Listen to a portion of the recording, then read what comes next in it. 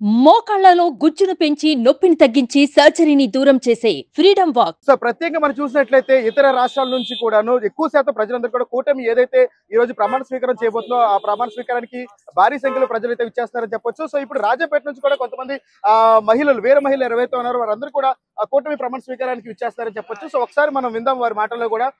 So madam, మీరు ఎక్కడి నుంచి వస్తున్నారు ఏంటి? మేము రాజంపేట నుంచి వస్తున్నామండి. మహిళలంతా మేము ఆల్రెడీ ఒక బస్సులో ఉన్నారు.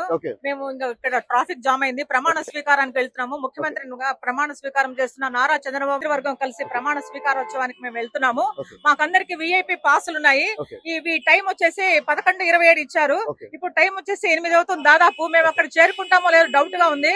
సో అయినా మేము కాలి నడకన వెళ్దామని మేము వెళ్తున్నాము. మా వెహికల్స్ అని అక్కడ వదిలేసి. సో విఐపి పాస్ ఉన్న వాళ్ళు మాత్రమే అక్కడ కూర్చోవడానికి అవకాశం ఉంది. ఒక్క పాస్ కి ఒకరే అక్కడ కూర్చోవాలన్నమాట. వేరే వాళ్ళకి అలో లేదు. సో రైట్, ఇది అంటే ఇతర రాష్ట్రాల నుంచి ఏదైతే ఇప్పుడు ఒక తెలుగుదేశం పార్టీ ప్రమాణ స్వీకారం అయితే ఒక సంఖ్యలో అభిమానులు ఉంటారు, కానీ ఇప్పుడు కూటమి అభ్యర్థులు అంటే ఇప్పుడు ఏదైతే జనసేన అభిమానులే కావచ్చు, తెలుగుదేశం పార్టీ కార్యకర్తల అభిమానులే కావచ్చు, బీజేపీ కార్యకర్తలు అందరూ కూడా భారీ సంఖ్యలో ఆ కేసరిపల్లికి వచ్చే ప్రయత్నం అయితే చేస్తున్నారు. కానీ ఇక్కడ సమస్య ఏంటంటే విఐపి పాస్ ఉన్న వాళ్ళు కూడా ఒక్కరికి మాత్రమే అనుమతి ఉంది.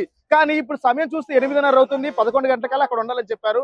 కానీ వాహనాలకి ఏదంటే ఇప్పుడు దాదాపుగా 5 కిలోమీటర్ల వరకు ట్రాఫిక్ జామ్ అవడంతో వాహనాలు ఎక్కడికి పంపించడం జరగట్లేదు. సో అయితే వీళ్ళు ఏం చేస్తారంటే ఇప్పుడు కనీసం కాలినడకన వెళ్లి అందుకోగలమని చెప్పేసి దృఢ సంకల్పంతో ఇక్కడి నుంచే నడుచుకుంటూ వీర మహిళలందరూ కూడా ప్రమాణ స్వీకారానికి వెళ్లి చూసే ప్రయత్నం అయితే చేస్తున్నారు.